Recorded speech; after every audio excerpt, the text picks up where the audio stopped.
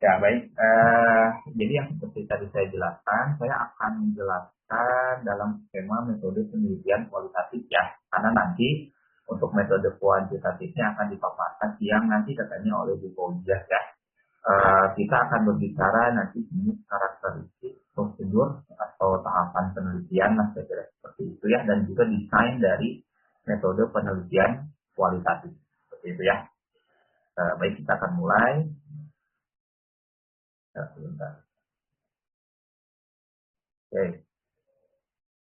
Nah, hakikatnya saya kira seperti yang sudah dijelaskan oleh Pak Asep mungkin ya, atau oleh Bu Hera gitu kan ya. Jadi terdapat dua pendekatan apa namanya itu dalam metode penelitian ya, atau kita sebutnya itu sebagai metode penelitian kuantitatif dan juga metode penelitian kualitatif ya, bahwa kuantitatif itu akan selalu nanti mempengaruhi aspek tradisional, lalu bersifat statistik, eksperimental dan juga secara empiris. Sementara pendekatan kualitatif itu nantinya berdasarkan skema konstruktif, juga naturalistik, interpretatif, juga perspektif dan juga deskriptif yang nanti akan saya jelaskan di slide berikutnya berkaitan dengan hal-hal yang tampaknya susah kalau diomongin juga seperti itu ya.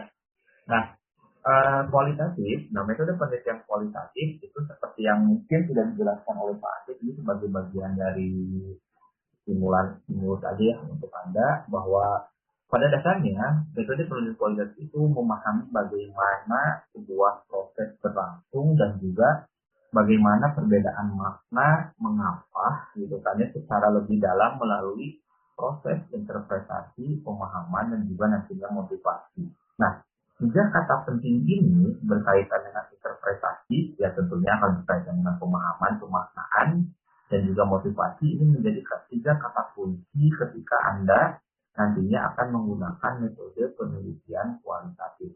Ya, jadi kan untuk mencapai sebuah pemahaman atau pemaknaan terhadap satu dua teori dan kemudian kita menginterpretasikan gitu kan ya, itu kan butuh nantinya apa namanya itu referensi-referensi, butuh nantinya pengalaman-pengalaman, pengamatan-pengamatan yang secara mendalam untuk sebetulnya motivasi Anda dalam meneliti tentang salah satu objek tersebut itu nantinya apa.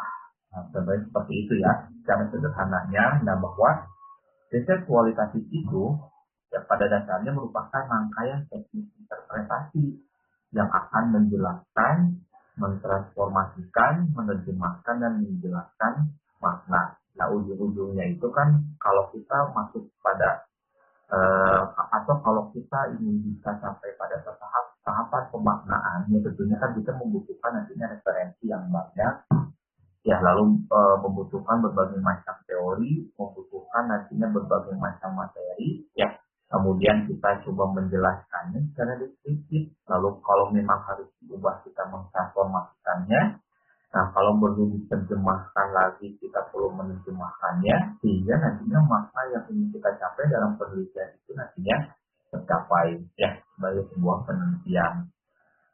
Nah, karakteristik penelitian kualitatif, kalau kita lihat dari berbagai macam rumusan sistematika dalam sebuah penelitian, nah kita nanti akan melihat satu poin dari apa yang kita sebut sebagai pertama ada identifikasi masalah. Ya, atau kalau Anda ingat dulu bahasa lainnya itu, kalau Anda mengingat dulu di kajian kosa, Anda mengingat alasan pemilihan korpus dan lain-lain seperti itu. Gitu ya, salah satu contohnya. Atau bahasa yang lainnya juga kita bisa mengartikannya sebagai latar belakang masalah. Nah, jadi di identifikasi masalah atau latar belakang masalah ataupun dengan nama yang lainnya, kita dalam penelitian kualitatif itu seorang peneliti harus nantinya mengungkapkan detail pemahaman tentang fenomena yang utama dari masalah yang akan kita angkat. Nah, detail-detail itu nantinya strukturnya itu akan kita lihat secara deduktif kayak gini kan ya, gitu kan ya. Jadi kan dari hal yang sifatnya umum, jadi masalah secara umum, lalu nantinya mengerucut, sehingga nantinya kita masuk kepada yang mengerucut itu masalah, kemudian kita rumuskan, yang kita sebutnya itu sebagai rumusan masalah.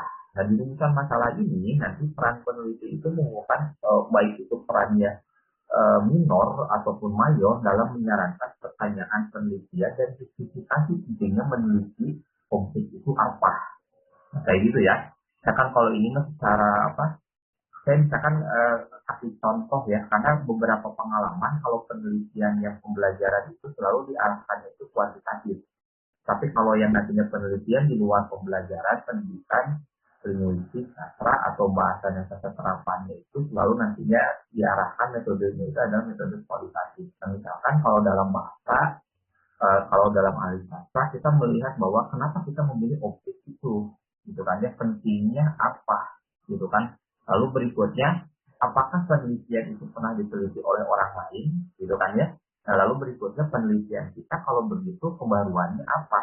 Nah, gitu ya, nantinya di rumusan masalah itu nanti kita harus melihat bahwa yang semakin nantinya mengerucut dari masalah yang akan kita temukan solusinya, gitu kan ya, dari masalah yang akan kita temukan solusinya, kemudian kita bisa melihat apa masalah yang belum dibahas, gitu kan ya, oleh nantinya penelitian-penelitian sebelumnya. Nah, itulah pentingnya nantinya justifikasi, gitu kan ya, dari Anda sebagai seorang peneliti untuk melihat bahwa kebaruan dari penelitian Anda itu apa, pentingnya dari penelitian Anda itu apa, gitu kan, dibandingkan dengan penelitian-penelitian yang lainnya. Nah, tentunya ketika ada rumusan masalah, ada tujuan, ya, bahwa penelitian ini nantinya bertujuan, ya kan, salah satunya yang paling normatif kita bisa sebutnya bahwa ya tujuan penelitian ini untuk apa, ya untuk menemukan solusi ya dari masalah yang kita angkat ya dalam rumusan masalah tadi. Ya kan nanti bisa secara umum luas ya pemahamannya itu nanti juga bisa berdasarkan dari pengalaman penelitinya.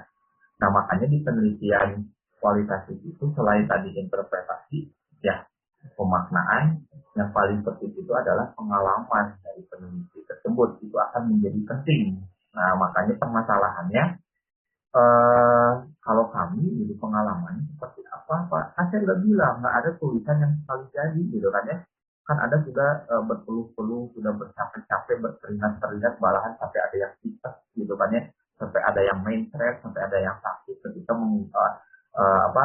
menulis dulu makalah. Misalkan kajian, ada kajian puisi, prosa, dan juga kajian drama, apa-apa dalam baik.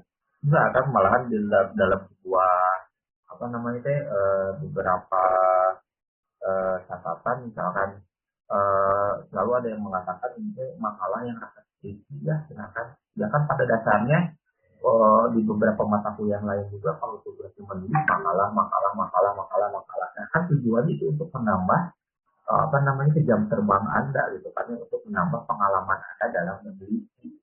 Saya kira seperti itu, karena ujung-ujungnya itu kan skripsi itu titik kumulasi lah dari apa yang sebetulnya sudah Anda pernah lakukan, cuman sistematikanya itu nantinya lebih luas ketimbang dari makalah. Ini nanti kan terbab seperti itu. Nah, lalu yang tak kalah penting juga karakteristik dari penelitian kualitatif ini adalah kita akan nantinya berbicara tentang bagaimana cara pengumpulan data-datanya, gitu kan ya.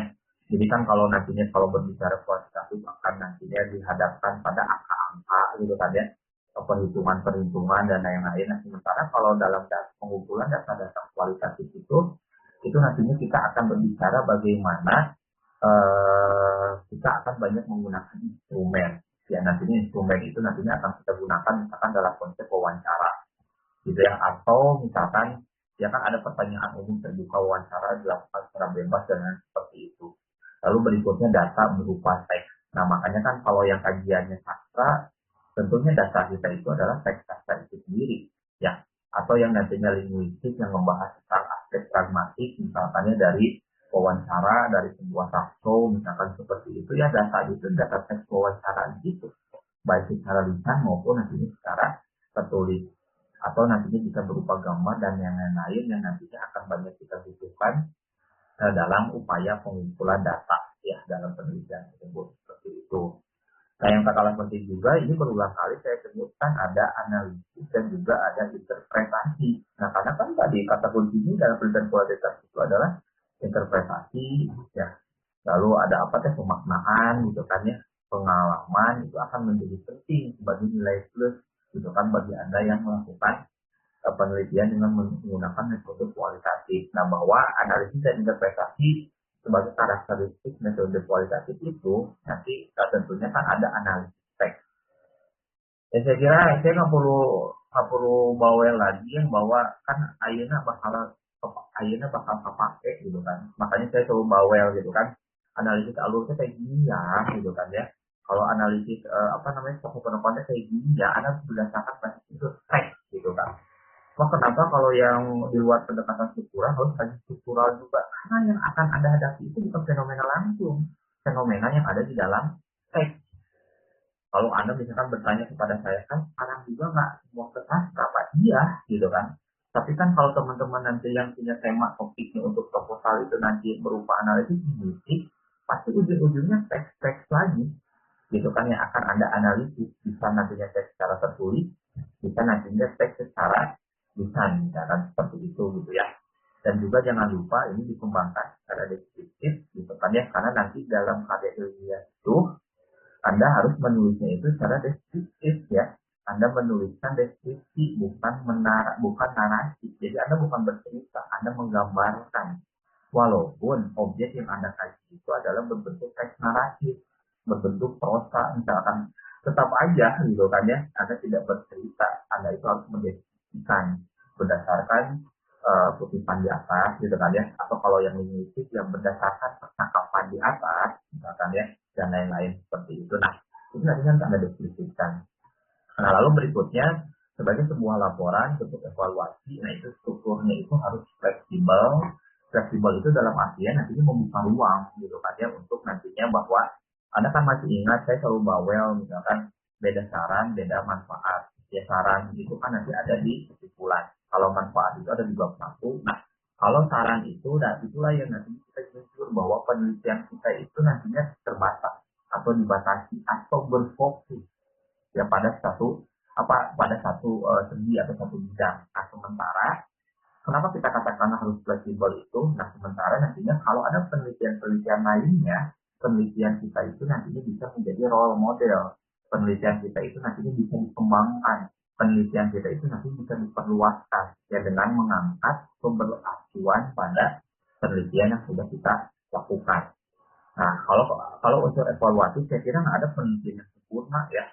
Tentunya penelitian-penelitian tersebut nantinya ada ruang-ruang untuk dievaluasi, ada ruang-ruang nantinya untuk dikritik dan lain seperti itu, sehingga nantinya memperkaya. Nah, dan jangan lupa juga, saya kira kalau penelitian kualitatif itu adalah yang menjadi subjeknya itu adalah akan selalu nantinya Anda sendiri sebagai seorang peneliti, gitu kan ya, gitu kan ya. Nah, makanya kan saya selalu bawa kalau dalam penelitian sastra, misalkan Anda ngebahas novel, Anda membahas puisi, Anda membahas drama, misalkan kayak gitu. Yang menjadi objek penelitiannya apa? Objek penelitiannya itu adalah karyanya. Subjek penelitiannya itu adalah orangnya, si pengarangnya. Gitu ya. Nah, kalau dalam analisis linguistik, nanti objeknya itu apa? Misalkan dalam penelitian pragmatik, tuturannya. Sementara subjeknya siapa? Orang yang menuturkannya. Nah, kayak gitu. Nah, pemahaman-pemahaman seperti ini mesti anda pahami, saya kira ya. Jadi nanti biar nggak ketuker gitu kan ya, kan sekarang masih umum ya, kan nanti anda yang nanti akan ada materi tentang kualitatif, kan beda nantinya, ada objek penelitian, ada subjek penelitian kalau di sana. Sementara kalau yang kualitatif itu nantinya ada objek penelitian yang paling utamanya itu seperti itu ya. Nah, jenis penelitian kualitatif itu nantinya ada banyak secara umum ya. Jadi ada jenisnya itu dengan desain, etnografi. Nah, jadi kalau penelitian etnografi itu nantinya penelitiannya akan berfokus untuk menemukan makna sosial dari pengamatan yang terencana, dari pengamatan yang terukur gitu kan ya. Misalkan salah satu contohnya penelitian tentang budaya lah misalkan ya, atau penelitian permainan anak kemarin yang sudah dilakukan oleh Yoga dan teman-teman misalkan seperti itu kan. Secara khusus sebetulnya metode penelitian yang kita gunakan itu adalah penelitian kualitatif dengan cara etnografi seperti ini, karena kan kita akan mencari makna fungsi dari permainan, dari contoh misalkan permainan anak yang kita lakukan dengan melakukan pengamatan yang secara terukur. Jadi kan kita bisa melihat bahwa pola hidup dalam masyarakat itu seperti itu gitu kan ya. Kan berarti kita harus terjun ke lapangan, kita harus mengamati ya secara terukur dalam waktu yang tertentu, sehingga kita bisa mendapat kesimpulan bahwa gitu kan ya, penelitian ini misalkan menghasilkan apa. Nah, lalu muncul pertanyaan, Pak, bagaimana kalau misalkan kita membahas, sayangnya sih kita eh, 2 tahun ini belum ada seingat saya di bidang linguistik meneliti tentang sosiolinguistik. Nah, penelitian kalau sosiolinguistik ini bisa menerapkan nantinya misalnya itu dengan desain etnografi seperti ini. Gitu kan ya, karena kan kita misalkan bisa melihat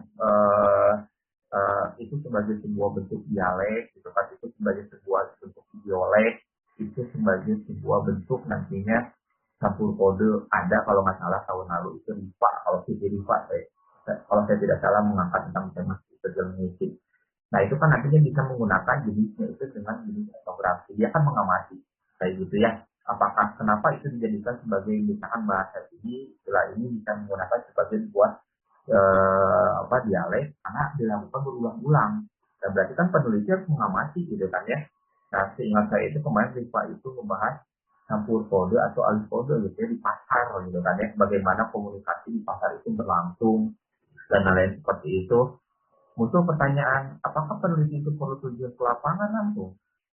Ya tampaknya kalau menggunakan jenis penelitian secara etnografi ini kan harus kayak gitu kan untuk melihat bagaimana pola komunikasi tersebut berjalan gitu kan ya, sehingga campur kode yang terjadi itu gara-gara apa, kalau ada alih bahasa dan lain seperti itu karena apa. Nah itu salah satu contohnya yang digunakan dengan desain yaitu etnografi.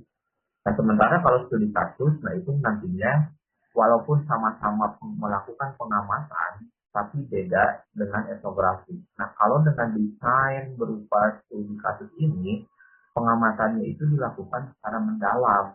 Jadi dalam satu objek, dan bisa juga dalam sebuah studi kontestasi, misalkan diperbandingkan gitu kan ya.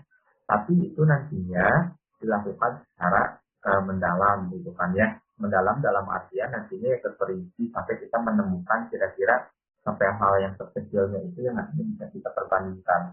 Nah, sebetulnya secara sederhana kalau Anda dulu pembagian kedekatan intertekstualitas, sebetulnya Anda sudah menerapkan model-model studi kasus ini, ya gitu kan ya, dalam artian kita membandingkan gitu kan ya. Anda membandingkan secara apa namanya itu walaupun secara hanya strukturnya aja, tapi kan Anda mulai mempreteli unsur-unsur pembangun secara struktural yang kemudian Anda perbandingkan gitu kan ya, seperti itu dengan melakukan pengamatan yang tentunya secara mendalam. Nah, kasus-kasus yang lainnya misalkan bisa kita lihat di beberapa penelitian-penelitian yang lainnya di bidang-bidang ilmu sosial dan lain seperti itu. Tapi di kejauhan karena kita fokusnya di dua bidang itu ya bahasa dan sastra.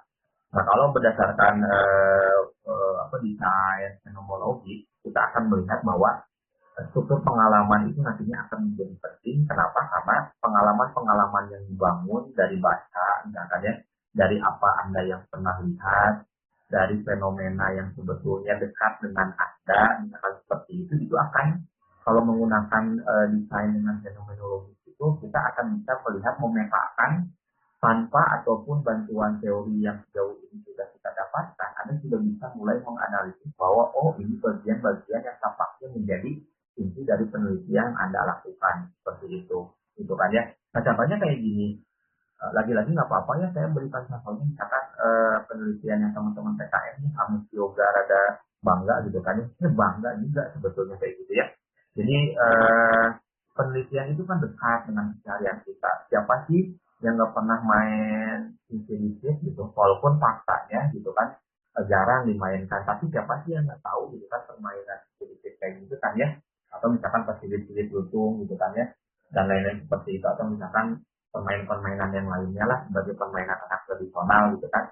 Nah secara empiris kita pernah mengalami gitu kan. Nah lalu ketika kita melakukan penelitian, kita lalu kemudian bisa berpendapat bahwa beberapa bagian misalkan dalam contoh misalkan penjelasan tentang bagaimana permainan itu dilakukan, kan kita nggak butuh teori-teori yang misalkan ngejelimet gitu, teorinya mengatakan harus biar enggak kan, itu kita akan dengan mudah nantinya mendeskripsikan, menuliskan bahwa misalkan permainan ini dilakukan dengan cara bla bla bla, bukan berdasarkan teori, tapi berdasarkan fenomena yang sebetulnya pernah kita lakukan, gitu kan. Itu salah satu contoh. Atau misalkan Pak, gitu kan, saya ingin meneliti tentang ada lulusan seperti ini. Saya kan ngobrol misalkan dengan Pak Dede dengan Pak Asep. yuk bagaimana kalau kita meneliti pidato rektor kita gitu, rektor ini yang Anda cintai, kalau kita biasa aja sih kayak gitu ya, kan akan selalu banyak nanti teh dengan apa, ada intra kalimatnya dengan oleh karena itu, apa dengan tapi oleh karena itu, kan kalau mau juga dengan demikian atau pilih salah satu oleh karena itu gitu, karena itu jadi fenomena yang menarik juga gitu kan ya. Lalu misalkan juga kita ngebahas belum ada yang pernah analisis tentang apa sih ya, apa namanya, apa sih ya teh, dagu dagu ya, dagu gitu kan ya. Kan itu kan sebagai bentuk apa namanya itu, psikologi misalkan ya, seperti itu kan bisa nantinya ada faktor internal ada faktor eksternal. Nah itulah kalau dengan menggunakan desain fenomenologi ya kita akan mudah mendekatinya objeknya juga jangan jauh-jauh. Misalkan kalau di keluarga kita ada misalkan yang mempunyai gangguan afasia tersebut, kan kita bisa nantinya mendekatinya ya. Apakah itu nggak sopan Pak, atau apakah nggak terlalu dekat dengan peneliti? Nantinya peneliti nggak bisa objektif. Ingat, penelitian kualitatif itu gitu kan ya, tidak nantinya serta-merta harus objektif. Penelitian di mana-mana objektif, tapi nantinya muatan untuk subjektifnya akan lebih kentara ketimbang yang objektifnya. Nah kayak gitu ya.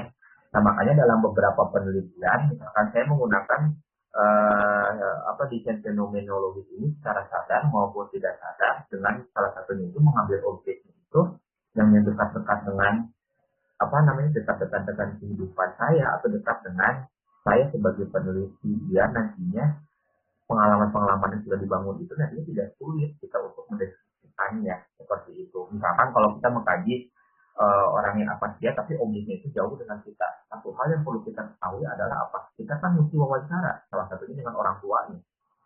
Siapa tahu misalkan nantinya ada apa namanya, ada pengaruh ketika dia hamil ya, ketika orang tuanya hamil sehingga ketika lahir anak seperti itu ada riwayat medisnya dan lain seperti itu. Nah kayak gitu ya, itu salah satu ya. Nah makanya cari yang paling terdekat biar nantinya kita akan dengan mudah gitu kan ya, karena secara empiris dekat. Nah lalu berikutnya kalau menggunakan secara grounded teori ya, teori-teori utama itu yang nantinya akan kita gunakan. Nggak apa-apa saya kenapa saya harus bilang nggak apa-apa terus sih, maksudnya kan tadi di awal saya udah bilang bahwa kalau yoga ingat misalkan kan penelitian yang permainan anak kemarin kan itu dibantai habis ya ketika apa namanya itu, ketika kegiatan PKP 2 Mones terakhir gitu kan ya, dengan reviewan dari Delmawa gitu kan ya, terutama pada analisis fungsinya. Karena nantinya kalau kita berbicara dengan desain dalam teori ini, kita nantinya akan menentukan teori mana yang akan kita gunakan gitu kan ya, untuk nantinya mau apa, membahas buat satu masalah. Nah ini yang kemarin nggak nyambung itu, jadi kata reviewer itu kalau struktural semiotik, nanti kita berbicara aliran misalkan kan di aliran linguistik itu nanti ada dua yang terbesar, ada aliran struktural ya, lalu nanti ada aliran ada macam fungsional. Nah kalau nantinya Anda ngebahas kalimat gitu kan ya, kalau Anda ngebahas kalimat, kalau macam struktural sistemik dia harus ngebahas 3 poin. Ada nantinya ngebahas fungsi predikat objek, Anda mengebahas kategori kata, verbakah, nominakah, adjektifakah, gitu kan, dan lain-lain. Yang ketiga adalah peran dia dalam kalimat. Nah, kalau berdasarkan masa fungsional, nantinya hanya cukup peran aja yang harus Anda bahas.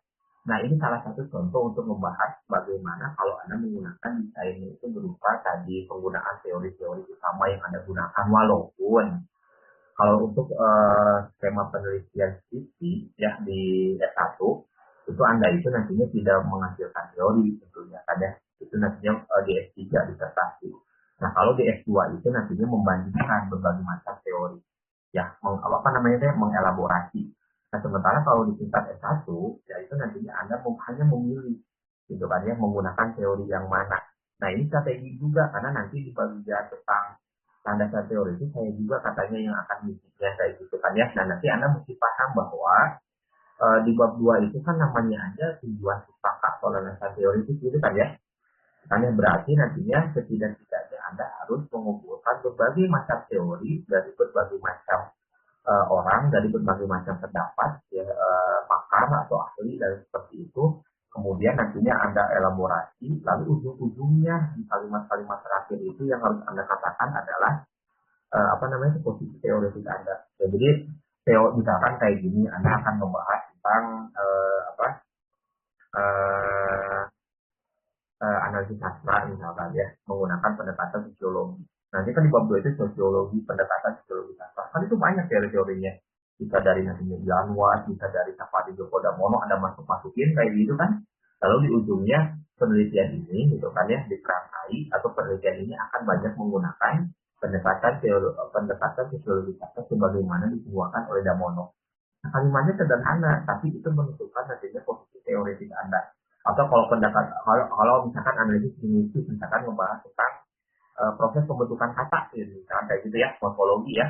Misalkan nantinya ada pendapat Ramlan, lalu ada pendapat nantinya dari Abdul Khair, ada pendapat dari dan yang lain-lain ya. Nah, nanti Anda jelaskan dalam penelitian ini, itu kan proses teori tentang proses pembentukan kata yang akan saya gunakan atau akan peneliti gunakan menggunakan teori-teori yang dikemukakan oleh Abdul Khair. Nah, itu posisi teori ini akan menjadi jelas. Nah, kalau Anda menggunakan nantinya desain itu berupa standar teori seperti itu. Nah, kalau yang berikutnya pendekatan desain biografi atau naratif itu nantinya akan selalu kata kuncinya itu bagaimana kata ataupun kalimat yang Anda akan gunakan.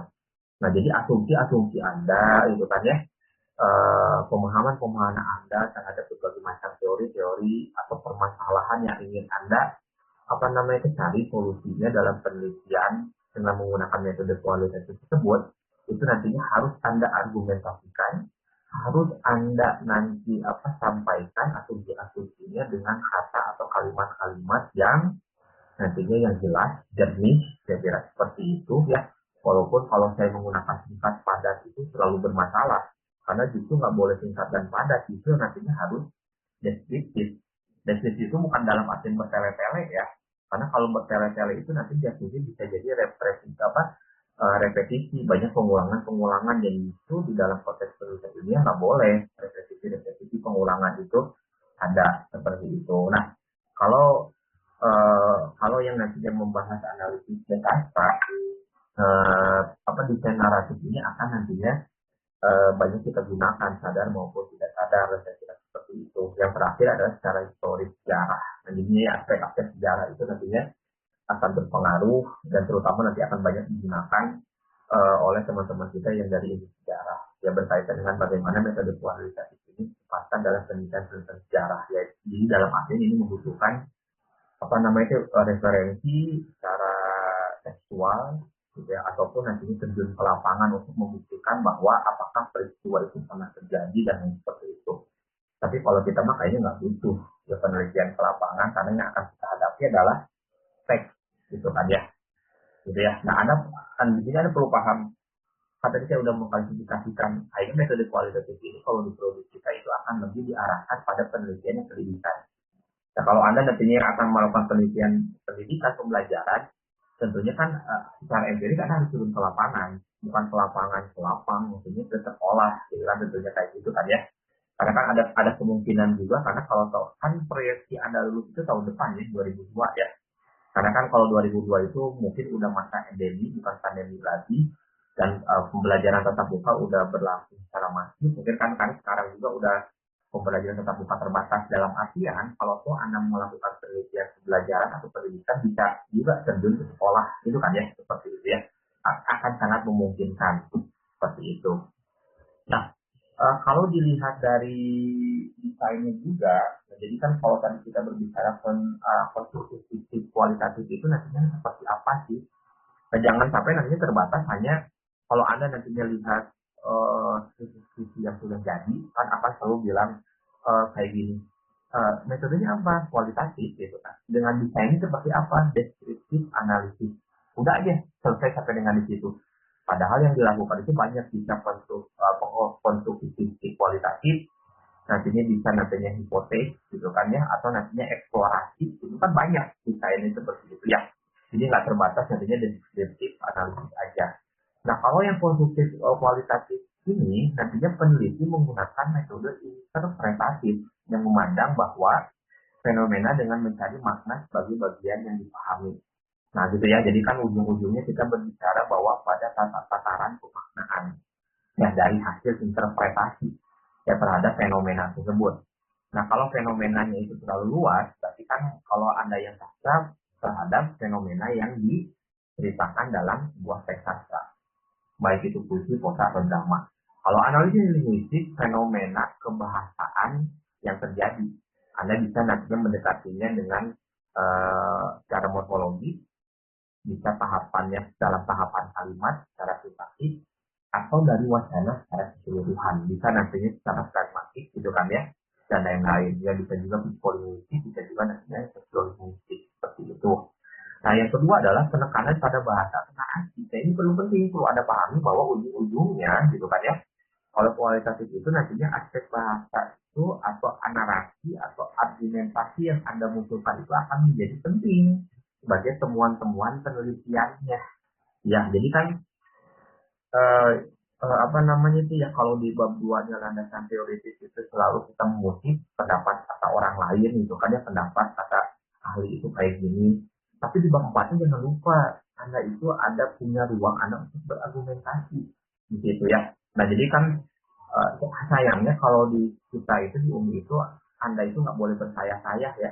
Padahal kalau penelitian sastra atau bahasa itu kan ruang Anda sebagai subjek penelitian itu nanti akan boleh bersayah-sayah. Tapi kan kata ganti orang pertamanya itu pilihannya dua. Gitu kan ya. Kalau Anda itu nantinya dibekali penelitian ya atau penulis kah. Jadi pilihannya dua itu aja. Nah kalau saya mah sekarang di S3 boleh bersayah-sayah. Makanya saya kalau dalam disertasi yang saya tulis itu saya selalu kayak gini kalimatnya. Berdasarkan data di atas, saya berargumen, saya saja kurang penulisnya gitu kan ya. Saya berargumen bahwa gitu kan ya, bla bla bla bla. Nah kalau Anda itu nggak boleh bersayah-sayah. Nah gitu kan ya, Anda itu nantinya harus konsisten menggunakan peneliti atau nantinya penulis walaupun konsepnya sebetulnya sama aja. Nah jadi kata-kata kunci yang perlu Anda catat sekarang, ingat ya, Anda boleh berargumen, tapi jangan berasumsi. Lalu muncul pertanyaan, apa bedanya berargumen dan berasumsi apa? Cek atau KBBI, kan udah semester 8, udah semester 7 sekarang. Nah, lalu nantinya cek atau kan ya kamus nantinya apa namanya kesamaan bahasa ada tesaurus dan seperti itu. Nah, jadi yang kata kunci secara akademis yang nantinya boleh Anda gunakan adalah argumen gitu kan ya. Jadi nanti saya berargumen bahwa gitu kan ya, cerpen di atas menggambarkan tentang bias-bias gender di mana bla bla bla seperti itu. Atau misalkan saya berargumen bahwa narasi yang diungkapkan oleh Najwa Shihab ya dalam dialog antara Najwa dengan narasumbernya siapa misalkan itu nantinya mengandung lokusi itu kalau penelitiannya pragmatis gitu kan ya dan kalau misalkan sosiolinguistik nanti ada bahasan lain tapi kata kuncinya tadi ya penekanannya pada bagaimana bahasa-bahasa yang Anda gunakan atau narasi yang Anda gunakan itu yang digunakan untuk mendeskripsikan data-data tersebut jadi itu nantinya merupakan perwujudan dari argumentasi atau temuan-temuan gitu kan yang Anda temukan sebagai solusi untuk menyelesaikan masalah yang Anda kaji tersebut. Nah, yang ketiga yang paling penting adalah tujuannya itu membuat fakta mudah dipahami dan juga mungkin nanti bisa menghasilkan hipotesis baru. Gini loh, saya kalau misalkan saya apa namanya itu membimbing gitu ya, membimbing tulisan mahasiswa gitu kan ya. Misalkan saya selalu katakan kayak gini, jangan menggunakan kata atau istilah yang Anda aja sendiri yang dulu ngerti. Gitu kan ya. Itu celaka. Kenapa? Karena Anda aja yang bisa ngerti gitu kan. Jangan-jangan orang yang baca juga ngerti itu ngomong apa sih gitu kan. Karena kan sebuah karya yang baik itu yang tentunya yang mudah dipahami gitu kan ya. Jelas, mudah dipahami. Anda tuh ngomong apa sih? Anda teh nulis apa sih gitu kan ya, gagasan Anda teh apa kayak gitu ya. Nah poin yang ketiga ini akan menjadi penting. Jadi saya selalu katakan coba deh gunakan istilah atau kata-kata yang umum gitu kan ya. Jangan nantinya pengen kelihatan pinter gitu kan ya. Tapi jatuhnya jadi argumennya jadi nggak jelas. Ya kan tujuan yang Anda menulis itu kan untuk dibaca dan nantinya tujuannya itu adalah ujung-ujungnya bahwa tulisan yang ada tulis itu mudah dipahami. Nah, itu salah satu poin penting dari konstitusi kualitatif itu adalah yang membuat apa yang sebetulnya argumen-argumen yang Anda bangun dari hasil analisis terhadap data tersebut itu nantinya mudah dipahami oleh pembaca. Nah, kayak gitu ya. Jadi kan kalau saya selalu bilangnya jangan menggunakan kata-kata hiperbolis gitu kan ya, yang hanya Anda aja yang tahu. Ketika saya uji, memang Anda tahu artinya apa? Nggak tahu, Pak. Ada saya cuma ngutip, dan saya cuma ngopi aja dan dari sana, dari sini, nah, seperti ini itu nggak boleh seperti itu ya. Nah, kalau main dengan eksploratory atau dengan hipotesis gitu kan ya, itu nantinya harus didasarkan pada fenomena yang menarik. Nah, kan tadi saya udah katakan bahwa sebagai bagian dari sebagai sebuah tim gitu kan ya. Jadi jangan lupa bimbingan itu nanti tim itu ya, ada Anda, lalu ada dua pembimbing. Nah, itu nantinya harus berdasarkan fenomena yang menarik. Maksudnya apa? Gitu kan ya. Anda sebagai nantinya peneliti gitu kan ya, Anda harus menemukan bahwa apa yang Anda peneliti itu menarik. Gitu kan ya. Menarik setidaknya bagi Anda dulu satu. Nah, itulah peran pembimbing nantinya. Ada bahwa kalau kata saya, misalkan ini nggak menarik, karena terlalu banyak. Nah, jangan-jangan Andanya yang jarang baca. Jangan-jangan Andanya hanya nantinya terbatas pelihatannya. Jadi kan kalau kata Anda ini menarik, kalau kata pembimbing yang udah luas gitu kan, pengalaman dalam menelitinya, oh ini nggak menarik, udah over riset. Nah, kalau ada kata over riset, harus menandakan bahwa ganti yang lain topiknya, ganti yang lain temanya. Kenapa? Karena nantinya dikhawatirkan Anda itu nanti akan semakin kecil karena orang lain udah ngebahas banyak, gitu kan ya. Lalu kemudian Anda meneliti lagi, gitu kan. Kecuali kalau Anda bisa memastikan bahwa belum dibahas oleh penelitian banyak tersebut.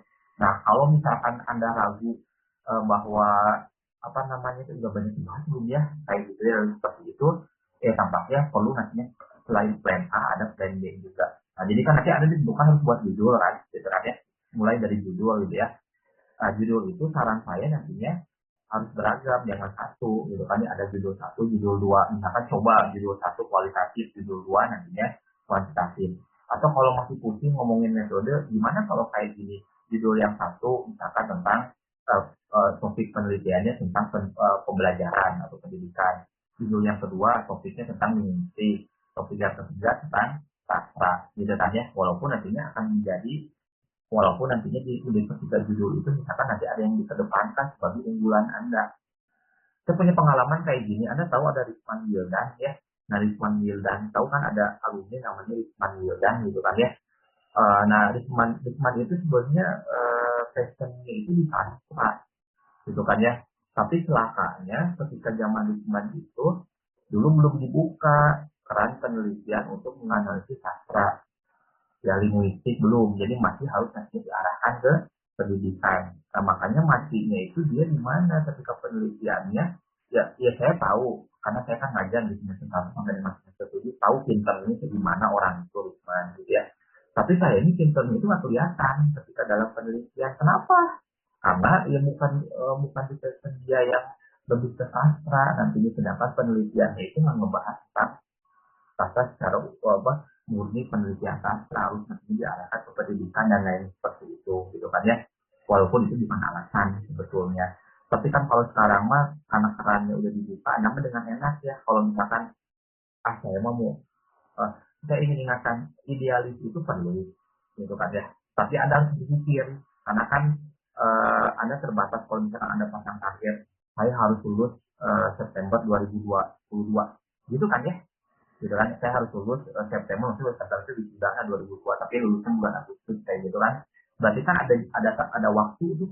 Anda kan hitung ada berapa bulan kan dari mulai Desember misalkan proposal sampai dengan ke bulan Agustus tersebut. Nah, dalam artian kan idealis perlu gitu kan ya. Dia nantinya saya pengen penelitiannya kayak gini gitu kan.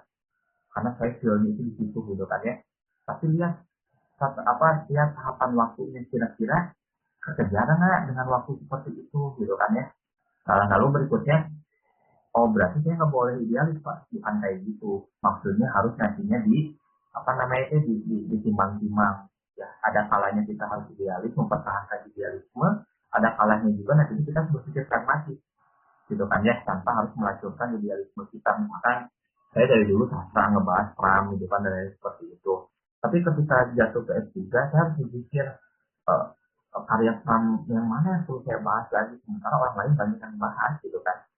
Ya terpaksa saya harus nantinya mencari, walaupun masih sejenis misalkan dari pengarang-pengarang lain sejenis misalkan seperti itu, tapi nantinya bukan ngebahas kamu dia lagi misalkan yang lainnya. Nah itu kan kita berpikir pragmatis, menjembatani antara idealisme dengan aspek pragmatis, termasuk juga kira-kira saya sanggup nggak menelitinya, nah kayak gitu ya. Kalau saya sih dalam proses bimbingan, nanti kan proposal juga dibimbing ya, gitu kan, dalam proposal juga nanti dibimbing, misalkan saya kalau mengatakan kayak gini, eh apa namanya, boleh kayak gini gitu kan ya, tapi jangan lupa ya ini terbatas pada waktu sampai Agustus Pak, minimal ada harus lulus.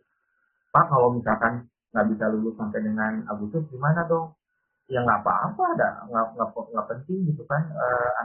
Anda kan punya waktu luas gitu kan, ada bisa nantinya lewat bulan September masih bisa Pak, ya, cuma nggak ikutan model nantinya yang sudah September, ya nanti wisudanya yang bulan Maret kayak gitu. Jadi kalau alasannya kan waktunya terbatas, waktu mah nggak terbatas gitu kan ya, gitu kan ya. Penelitian Anda yang nantinya dibatasi oleh waktu, ya tapi waktunya nggak terbatas. Jadi kalau Anda mau cepat lambat itu urusan Anda. Pak kayaknya mah saya jujur, misalkan penelitian saya nggak cukup sampai bulan Agustus, nggak apa-apa saya mah sampai bulan Desember, bagus gitu kan yang bagus gitu kan ya, seperti itu. Tapi kan modal perlu bayaran dari dan lain-lain seperti itu juga harus menjadi pertimbangan Anda ke depannya gitu ya, dengan waktu yang terbatas. Jangan lupa Anda nulis skripsi itu bukan untuk meraih Nobel ya, bukan untuk meraih penghargaan nama itu mana nanti bonusnya, tapi skripsi yang baik itu adalah skripsi yang selesai tepat waktu gitu ya. Bonusnya apa? Dinilai nantinya bisa jadi kumlot gitu kan, bisa menjadi skripsi yang terbagus, terbaik dan lain seperti itu. Eksploratory dan seperti itu. Lalu jangan lupa juga dimulai dengan pertanyaan yang secara terbuka. Ya kan tadi kita ngomongin rumusan masalah ya. Ini kan rumusan masalah itu dibentuk dalam kalimat pertanyaan. Gitu kan ya. Nah, tadi yang mempertanyakan bahwa ya masalah itu sebetulnya bisa kita diskusikan. Nah, masalah itu nantinya masih membuka peluang untuk apa namanya ditanyakan tidak, masih bisa membuka peluang misalkan objek tersebut dalam bentuk masalahnya itu nantinya dianalisis nggak gitu ya. Nah kalau pertanyaan-pertanyaan seperti itu sudah tertutup, Anda cari topik yang lain yang berarti itu udah over research gitu kan ya. Nah lalu yang tak kalah pentingnya adalah proses investigasi. Nah, investigasi itu harus berdasarkan pada pemahamannya tentunya gitu kan ya. Kan kalau investigasi terjun ke lapangan atau misalkan kita meneliti sebuah objek gitu kan ya, menganalisis, nah kan kita harus berbekali juga dengan bagaimana teori-teori cara-cara untuk menganalisis seperti itu ya kan, alatnya kita gunakan apa gitu kan ya. Atau kalau yang teman-teman misalkan yang nantinya pembelajaran misalkan kan investigasinya itu nanti kita bisa buat nantinya dalam bentuk instrumen-instrumen penelitian ya, seperti misalkan nantinya kalau metode wawancara kan nanti dibuat dengan pertanyaannya seperti apa kayak gitu kan ya. Nah itu harus kita lakukan juga berdasarkan nantinya pemahaman-pemahaman yang sudah kita dapatkan sebelumnya. Nah juga yang poin keempat nantinya kita melihat juga bagaimana pola-pola induksi juga, yang kan modelnya deduksi. Kalau induksi kan kayak gini juga. Ya kalau deduksi kan segitiga terbalik hukum proses, kalau deduksi nantinya proses ke umum itu juga perlu kita lakukan juga secara nantinya eksplorasi dengan melihat apa yang terjadi, mengapa, bagaimana, sehingga nantinya bisa menghasilkan kebaruan. Ingat ya, penelitian Anda itu nantinya harus menghasilkan sebuah kebaruan. Gitu kan ya, walaupun pendekatannya bisa sama, walaupun teori-teori yang digunakan bisa sama, tetapi kan objeknya itu harus beda. Ataupun kalau objek yang sama misalkan kebaruannya apa gitu kan ya, kebaruannya apa. Nah ini yang selalu saya ajarkan, Anda ingat atau enggak gitu kan ya, atau Anda nggak mau ingat-ingat lagi masa-masa kita Anda ketika kajian kosan misalkan saya kan pernah bilang nggak boleh cerpennya itu yang sudah dianalisis oleh kakak tingkat sebelumnya. Sadar nggak kalau sekarang kita terapkan di sini gitu kan, Anda sadar nggak, berarti kan Anda melakukan pencarian gitu kan ya, Anda nyari itu kan ngubuk-ngubuk kemana nyari ke kertas dan seperti itu. Untuk apa? Untuk menghasilkan bahwa cerpen tersebut yang Anda kaji itu nantinya memiliki makna pembaruan gitu kan. Belum ada yang meneliti, walaupun ada juga beda gitu kan. Karena saya mah gitu kan menelitinya fokusnya dengan pendekatan ini. Saya mah dengan menggunakan hal yang seperti ini, menggunakan contoh seperti itu. Nah kayak gitu kan ya. Makanya kan saya selalu bawa yang kerasa ini mah nggak sekarang kerasa sih Pak ketika semester 3 gitu kan. Tapi kalau lulus diganjar dengan nilai yang bagus kan eh, apa senang apa memiliki kebahagiaan tersendiri. Ternyata kan kita pakai lagi gitu kan ya. Cara-caranya ya, walaupun pas memang akan ngerti sastra apa ya semua kamu gitu kan ya. Tapi kan cara-caranya itu nantinya akan kita gunakan. Nah ini yang sering populer digunakan yaitu bentuknya itu deskriptif analisis, mendeskripsikan hasil analisis terhadap data-data penelitian. Ini yang lazim digunakan. Jadi kalau ada pertanyaan, oh metodenya apa? Metode kualitatif. Gitu kan desainnya apa? Kualitatif. Apa namanya? Dengan menggunakan analisis deskriptif atau deskriptif analisis. Kan? Kayak gimana sih desain seperti itu? Oh, mendeskripsikan hasil-hasil analisis terhadap data-data penelitian. Orang isinya aja semuanya deskripsi kan? Ya. Tapi kan lebih arahnya itu biar ada gaya gitu kan. Jadi kalau bab 3 itu ditanya metodenya apa, jenisnya apa, desainnya apa. Nah ini yang lazim selalu digunakan seperti itu. Jawabannya kayak gini nih. Kalau ada pertanyaan nanti ada sedikit analisis ya. Nah beberapa alasan yang nantinya selalu akan ditanyakan kepada peneliti yang menggunakan metode kualitatif adalah, nah hakikat pertanyaan kualitatif itu adalah bagaimana dan mengapa. Itu penting ya untuk Anda nantinya misalkan kayak gini. Mengapa Anda memilih objek ini, gitu kan ya? Karena bla bla bla bla bla bla bla. Itu kan udah mengapa, gitu kan ya? Lalu bagaimana cara apa menganalisisnya? Oh dengan cara gini Pak, gitu kan? Desainnya seperti ini Pak, pendekatannya menggunakan seperti ini Pak. Nah itu akan selalu ditanyakan. Jadi dua kata tanya ini mengapa dan bagaimana itu akan selalu ditanyakan termasuk nantinya di rumusan masalah, gitu kan ya? Misalkan contohnya kayak gini analisa kata. Mengapa bias-bias gender muncul di dalam cerpen bla bla bla bla bla seperti itu. Atau kalau yang linguistik misalkan mengapa alih kode gitu kan mengapa campur kode ini terjadi pada pola komunikasi misalkan di pasar bla pasar B pasar C misalkan kayak gitu kan ya. Lalu kan bagaimana gitu kan cara bla bla bla bla seperti itu. Nah, dua kata kunci ini menjadi penting. Nah, topik yang harus Anda kaji itu perlu dieksplorasi. Nah, gitu kan ya, justru nanti harus diperluas oleh Anda dengan fokus yang nantinya Anda gunakan ya fokus yang Anda gunakan sebagai bagian dari penelitian ini. Nah, menjadikan suatu pandangan yang mendetail tentang topik tertentu. Nah, jadi karena salah satu bagian dari eksplorasi itu kan Anda tentunya nantinya harus detail gitu kan ya, menjelaskan harus detail makanya kalau Anda sadar juga gitu kan ya, makanya selalu bawel gitu kan, deskripsi pembuka, kutipan, deskripsi penutup. Kalau sastra ya deskripsi pembuka, kutipan, deskripsi penutup, selalu kayak gitu kan ya. Nah inilah yang kita lakukan bahwa cara kerja dengan cara kualitatif itu yang seperti itu. Jadi kan Anda harus pintar nantinya mengolah kata, mengolah kalimat gitu kan ya, nantinya mengolah paragraf dan juga wacana secara keseluruhan. Dan juga poin yang keempat yang tentunya kalau kita berbicara nantinya karya sastra, kita akan menulis dengan gaya sastra yang banyak narasi. Kata Bapak tadi katanya dibentuknya dengan deskripsi, ya sadar maupun tidak sadar gitu kan ya. Walaupun kemasannya deskripsi, narasi itu akan selalu muncul, gitu kan. Narasi Anda bernarasi nanti akan selalu muncul. Nah kayak gitu, cuma nanti kita berbicara mungkin apa namanya prosentasenya ya, karena kan setiap karya ilmiah itu harus ditulis secara deskripsi ya gitu ya, deskripsi. Tapi kalau yang kita kajinya itu pada sastra, mau nggak mau nanti itu gaya-gaya narasi itu akan muncul, gitu kan ya. Itu salah nggak salah, itu mau kewajaran gitu ya, itu mah sesuatu yang wajar yang tanpa perlu kita permasalahkan. Nah, yang kelima adalah waktu dan sumber-sumber yang cukup. Tadi ini kan saya berbicara tadi tahapan-tahapan penelitian ya, gitu kan ya. Tadi kan kita berbicara bahwa Anda itu kan terbatas waktu, ingat ya, Desember sampai Agustus itu yang perlu Anda sekarang highlight ya di kalender itu ada Desember sampai dengan Agustus gitu kan ya. Desember belum Anda mah nanti dipotong dengan kegiatan PLP dan lain-lain seperti itu kan ya. Nah itu perlu Anda pertimbangkan juga, kira-kira kalau ngebahas topik seperti ini dengan metode kualitatif waktunya cukup nggak, atau data-datanya kalau Anda harus nyari lagi cukup nggak. Itu pentingnya saya selalu bawel, baca baca baca. Kalau saya tanya sekarang, Anda ketemu nggak udah baca karya sastra berapa ratus ya sampai semester 7 ini? Udah nggak ada kata kuncinya ratusan tuh, gitu kan ya. Belum Pak, gitu kan, puluhan aja belum, gitu kan. Nah rasanya mah sekarang, gitu kan.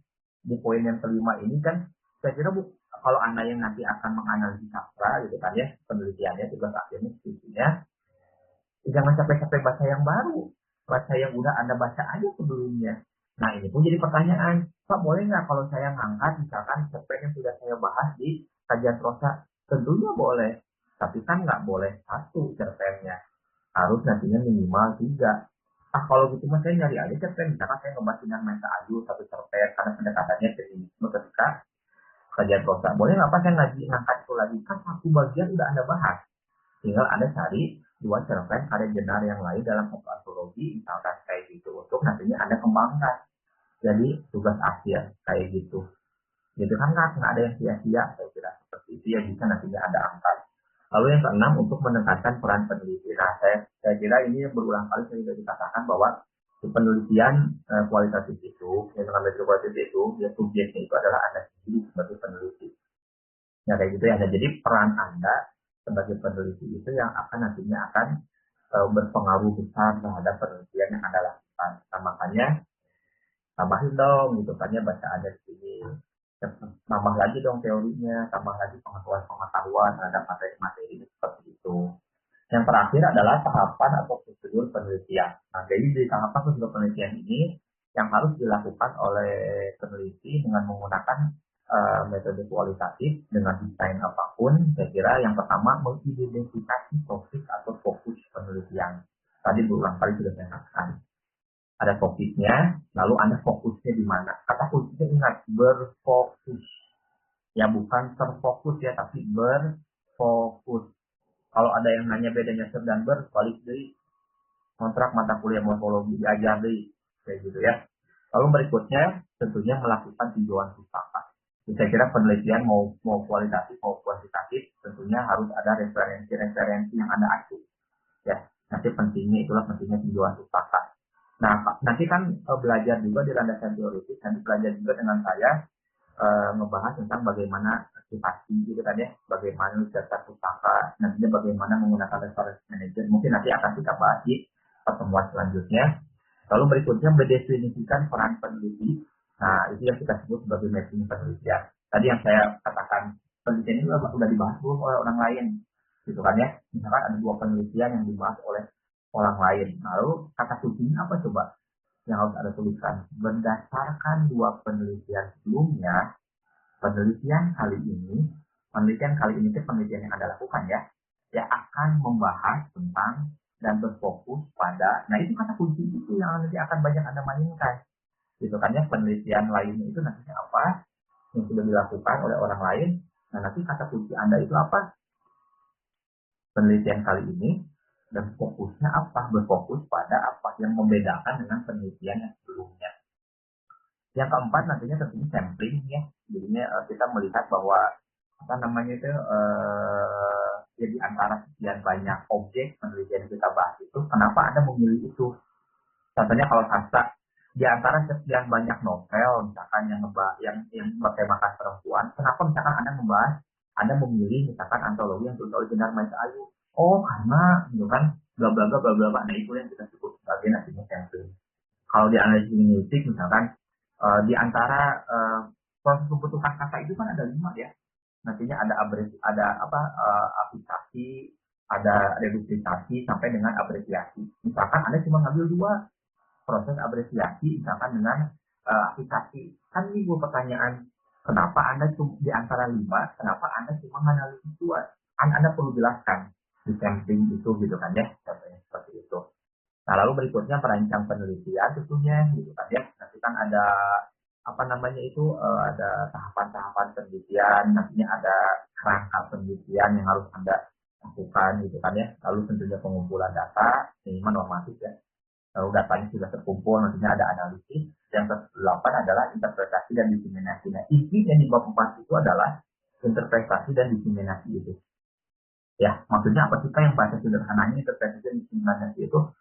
Ya kan hasil Anda apa namanya deh tahu teorinya, tahu pendekatannya, lalu Anda punya data, kemudian Anda bedah data tersebut, kemudian kan Anda paparkan, di sinilah letaknya Anda mendiseminasikan. Kata kuncinya apa? Tadi argumen sebagai bagian dari temuan penelitian Anda. Saya kira itu yang bisa saya sampaikan untuk pertemuan kali ini. Kita masukkan dulu ya.